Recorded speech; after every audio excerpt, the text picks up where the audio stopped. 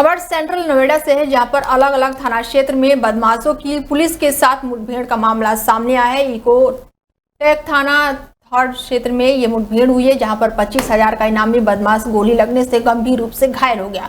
वहीं सूरजपुर थाना क्षेत्र में पुलिस और साथी चोर और लुटेरों से मुठभेड़ का मामला सामने आया है। घायल बदमाशों के पास से तमंचा समेत अन्य सामान भी बरामद किया है। सभी बदमाशों का आपराधिक इतिहास फिलहाल पुलिस खंगाल रही है। आज दिनांक 7 जून 2025 को जब थाना सूरजपुर पुलिस टीम द्वारा नियमित रूप से चेकिंग की जा रही थी, तो उन्हें मोजरबियल गोलचक्कर के पास एक बिना मोटरसाइकिल तेज गति में आती हुई नजर आई। जब पुलिसकर्मियों में मोटरसाइकिल चालक को रोकने का प्रयास किया तो वो चालक रुका नहीं, परंतु दूसरी तरफ मोटरसाइकिल को भगाने लगा। जब पुलिस ने उसका पीछा किया तो उसने पुलिस की तरफ जान से मारने की नीयत से फायर किया। पुलिस वाले बाल बाल बचे। जब आत्मरक्षा में पुलिस ने जवाबी फायर किया तो उस व्यक्ति के पैर में गोली लगी। तुरंत ही उसको पास अस्पताल में उपचार के लिए भेजा गया। जब इसमें आगे तफ्तीश की गई तो मालूम चला कि इस व्यक्ति का नाम प्रियांशुल है। उसके पास से अवैध तमंचा, जिंदा कारतूस, खोल कारतूस बरामद हुए और उसके पास से कुछ चोरी के मोबाइल बरामद हुए। जब इसका आपराधिक इतिहास देखा गया तो इसके ऊपर लगभग 10 मुकदमे अलग अलग थानों के मिले। अभियुक्त को न्यायिक हिरासत में भेजा जा रहा है। अन्य विधिक कार्रवाई प्रचलित है। नोएडा के फेलिक्स अस्पताल का बड़ा फर्जीवाड़ा सामने आया है, जहां पर सेक्टर 137 फेलिक्स अस्पताल के जिलाधिकारी और सीएमओ से शिकायत की गई है। शिकायतकर्ता ने अस्पताल पर गंभीर आरोप लगाया है। आरोप है कि अस्पताल मरीजों की जान से खिलवाड़ किया जाता है। अस्पताल पर फर्जी रिपोर्ट देने का आरोप लगाया गया है। पीड़ित महिला के बेटे देवेंद्र ने बताया कि माताजी ने फुल बॉडी का चेकअप करवाया था और 1800 रुपये में फुल बॉडी चेकअप कराने का दिया था ऑफर, जिसके बाद से 1800 रुपये की जगह 2050 रुपये अस्पताल ने ले लिया। अस्पताल में माताजी का यूरिन का सैंपल देते समय दिया गया था और अस्पताल के डॉक्टरों ने कहा था कि घर जाकर यूरिन भेज देना सैंपल अपना, लेकिन जितने ही घर पहुंचे अस्पताल ने सॉफ्ट कॉपी व्हाट्सएप पर बॉडी चेकअप का भेज दिया। और अब आरोप है कि फेलिक्स अस्पताल के डॉक्टरों से शिकायत की, लेकिन किसी ने सुनी नहीं। ऑडियो भी इसका सामने आया है और इसके बाद से दूसरे डॉक्टरों को पीड़ित द्वारा दिखाई गई थी ये रिपोर्ट। फेलिक्स हॉस्पिटल की रिपोर्ट को डॉक्टरों ने फिलहाल गलत बताया है। मामला एक फिलिक्स में एक पैकेज आया था बॉडी चेकअप के लिए। मैं अपनी मदर को फिलिक्स में ले गया था बॉडी चेकअप के लिए। वहाँ चेकअप हमने कराया। वहाँ पे क्या नाम है, ब्लड हमने दे दिया। यूरिन की बात आई तो यूरिन हमारी मदर का आया नहीं। हमने काफ़ी 1 से 1.5 घंटा हमने वेट करा। वहाँ 1 से 1.5 घंटे बाद हम वापस, उन्होंने हॉस्पिटल से हमने पूछा क्या करना है। ये कह लगे एक हम डिब्बी आपको देते हैं, उस डिब्बी को आप घर ले जाइए, उसमें सैंपल भेज दीजिए आप। हम इतने घर पे पहुंचे, हमारी रिपोर्ट आ गई वहाँ पे यूरिन की भी और ब्लड की भी। अच्छा, इसकी शिकायत आपने कहाँ कहाँ करी है? हमने डीएम के यहाँ पे करी है। अच्छा, यहाँ पे सीओ के यहाँ पे करी है। ठीक है। तो आपका अब आप क्या चाहते हैं? कुछ नहीं, इसमें कार्रवाई चाहते हैं जी हम तो। जी, आपने मेरे साथ हो और कल को किसी के साथ ना हुई। आपने अस्पताल को ये जानकारी दी थी? हाँ, अस्पताल वाले को जानकारी दी। अस्पताल वाले ने बोल दिया जो तुम्हें करना कर लो। चंदन नाम है उसको। झांसी के मौरानीपुर कोतवाली क्षेत्र से एक दिल दहला देने वाली घटना सामने आई है, जहां एक पत्नी ने अपने पति को दूसरी महिला के साथ देखा, जिसके बाद से पति पत्नी में बड़ा विवाद हो गया। विवाद इतना बढ़ गया कि पत्नी ने जहरीला पदार्थ का सेवन कर अपनी जीवन लीला ही समाप्त कर ली। वहीं घटना की सूचना कोतवाली पुलिस को दी गई, जिसके बाद से पुलिस ने शव को कब्जे में लेकर पोस्टमार्टम की कार्रवाई शुरू कर दी। मामला मौरानीपुर कोतवाली क्षेत्र के ग्राम भानपुरा से सामने आया है, जहां की रहने वाली कुसुम पत्नी हरदयाल 34 साल के मौत हो गई है और जहर खाने से ये मौत हुई है। मृतक के भाइयों ने बताया कि उनकी बहन की शादी 14 साल पहले हो चुकी है और बहन के 5 लड़कियां और 1 लड़का है। भाइयों ने बताया कि उनके जीजा का गांव की किसी महिला से प्रेम प्रसंग चल रहा था, जिसको लेकर पति पत्नी के बीच अक्सर विवाद होता रहता था। बीते दिनों पति पत्नी के बीच विवाद हुआ और जिसके चलते उनकी बहन ने जहर के सेवन कर लिया, जिसके बाद से उसकी मौत हो गई। मृतक के परिजनों ने जहर देकर हत्या करने का भी गंभीर आरोप लगाया है। फिलहाल पुलिस ने शव को कब्जे में लेकर आगे की कार्रवाई शुरू कर दी है।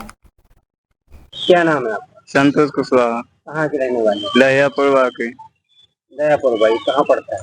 ईसानगर रोड पर नौगांव के। आज क्या घटना हुई है? किसकी मौत हो गई है? कुसुम कुशवाहा की। ये कौन है आपकी? बहन है। कहाँ भी आई थी? यही भानपुरा, नया भानपुरा। अच्छा, कितने साल पहले शादी हुई थी? 15 साल के करीब हो गए। कैसे मौत हुई है इनकी? इनके पहले से लड़ाई हो रही थी, चक्कर भी चल रहा था। लड़के का, तो इसलिए मारकूटी करते थे 3-4 लड़के दिन। का किससे चक्कर चल रहा ये नहीं पता कि किससे चल रहा था, लेकिन गाँव ही में चल रहा था। है? हाँ। हाँ फिर इसी को लेकर विवाद हुआ। हाँ। फोन पे रात में बात किससे हुई? खबर यूपी के बिजनौर से है, जहां पर वन विभाग के पिंजरे से में कैद हुआ है खूंखार गुलदार। छूटा पशुओं को खूंखार गुलदार अपना निवाला बना रहा था। एक ही स्थान से 9 दिन में पकड़े जा चुके हैं 2 नर गुलदार। इसके साथ ही गुलदार को देखने के लिए ग्रामीणों की लंबी भीड़ लग गई। वहीं वन विभाग की टीम ने गुलदार को पिंजरे में कैद करके अपने साथ ले गए।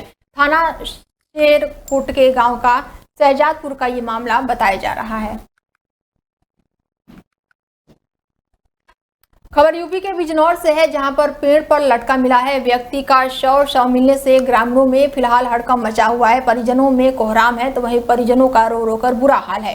परिजनों ने हत्या की आशंका जताई है, तो वहीं मौके पर पहुंची पुलिस ने शव को कब्जे में लेकर पोस्टमार्टम के लिए भेज दिया है। पूरा मामला बिजनौर के थाना हिमपुर दीपा का बताया जा रहा है। उत्तर प्रदेश के जनपद शामली में एक कलयुगी पत्नी द्वारा पति पत्नी के पावन रिश्ते को कलंकित करने की वारदात सामने आई है, जहां पर देर रात घर में सो रहे पति पर पत्नी ने धारदार हथियार से जानलेवा हमला करते हुए अपने पति की गर्दन को रेत दिया। जहां गर्दन पर छुरी लगते ही पति बुरी तरह से लहूलुहान हो गया और गंभीर रूप से घायल हो गया, जिसके बाद से शोर शराबा सुनकर आसपास के लोग मौके पर पहुंचे और घायल पति को शामली के समुदाय स्वास्थ्य केंद्र में भर्ती कराया गया, जहां से गंभीर हालत में घायल को मेरठ हायर सेंटर रेफर कर दिया गया। आपको बता दें कि यह मामला सदर कोतवाली क्षेत्र के बताया जा रहा है, जहां पर पत्नी ने पति की गर्दन को रेत दिया है और घायल पति का नाम खुर्शीद बताया जा रहा है कि आरोपी खुर्शीद की शादी 8 साल पहले हुई थी, जिसके 3 बच्चे भी हैं और जिसके साथ ही दोनों की गृहस्थी पिछले 5 सालों से ठीक ठाक चल रही थी। लेकिन 3 सालों से दोनों के बीच विवाद चल रहा है और कई बार पहले भी दोनों के बीच झगड़ा हो चुका है। अब आरोप है कि पति पत्नी के बीच तलाक होना चाहिए था, जिसका विरोध में रात में सोते समय पति खुर्शीद की गर्दन पत्नी ने काट दी और अब आरोप है कि पति खुर्शीद मारपीट कर रहा था, जिसके विरोध में पत्नी ने इस घटना को अंजाम दिया है। क्या मामला हुआ आपको? मामला ये हुआ कि ये मुझे मारे था, बस फिर मैंने उल्टा ही मारा। नहीं, किस तरह की मारपीट हुई आपके साथ? ये मारपीट ये होती कि वो छुरी ले रही थी। अच्छा। तो मैंने छुरी सूट के फिर उसी पे ही मारा। कहाँ लगी उसकी छुरी? उसके गर्दन पे लगी। तो अभी जिंदा है या कैसा क्या? अब मुझे नहीं पता, वो ले गए थे पड़ोस में उठा के। कहाँ पर ले गए? झगड़ा किस बात को लेके हो रहा था? झगड़ा इस बात को लेके हो रहा था कि मैं तुझे रखता नहीं। तलाक देना चाह रहा था? नहीं, तलाक भी देना चाहता कि बस तू साइन करके मेरे से तलाक ले और चली जा बच्चे छोड़ के। ये घर अभी बना।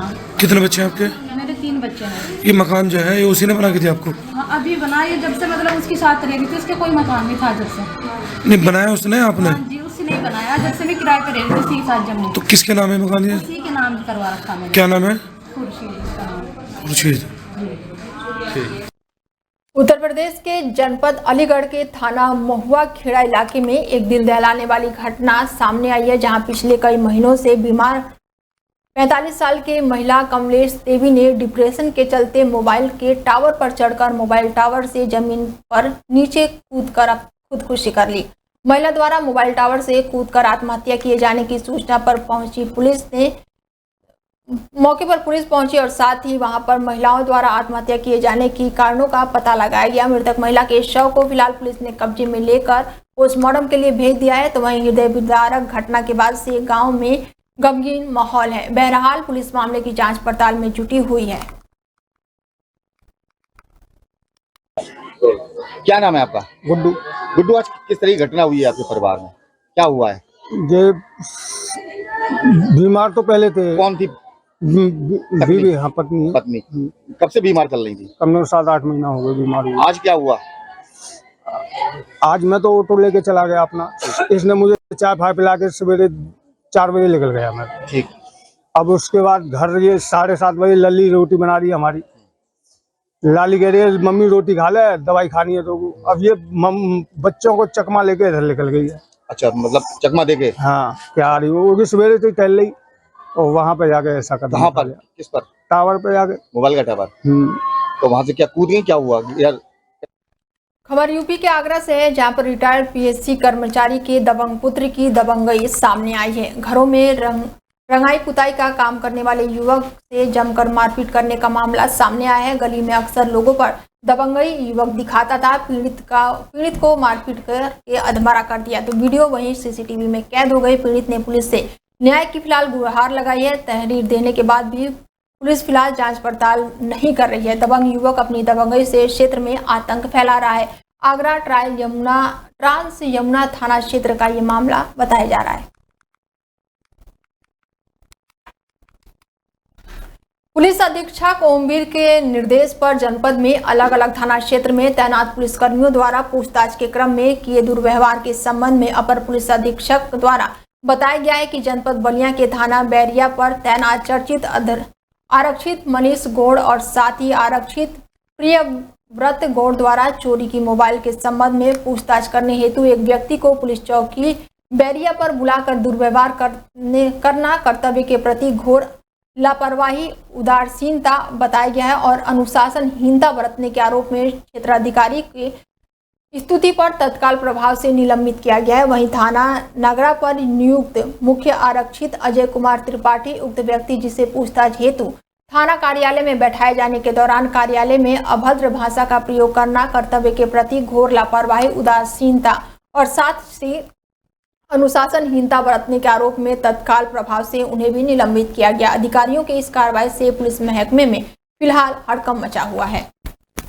बलिया के थाना बैरिया के अंतर्गत 6 जून को जगन्नाथ मौर्य के द्वारा मोबाइल चोरी के संबंध में प्रार्थना पत्र दिया गया, जिसके जांच के क्रम में रोहित गुप्ता नामक व्यक्ति को चौकी बैरिया पर नियुक्त कांस्टेबल मनीष गौड़ के द्वारा लाया गया और उनसे पूछताछ के क्रम में उनसे अभद्रता की गई, जिसकी जांच क्षेत्राधिकारी बैरिया के द्वारा की गई और प्रथम दृष्टया उनको दोषी पाए जाने के पश्चात पुलिस अधीक्षक महोदय द्वारा उनको निलंबित किया गया और उनके विरुद्ध विभागीय कार्रवाई की जा रही है।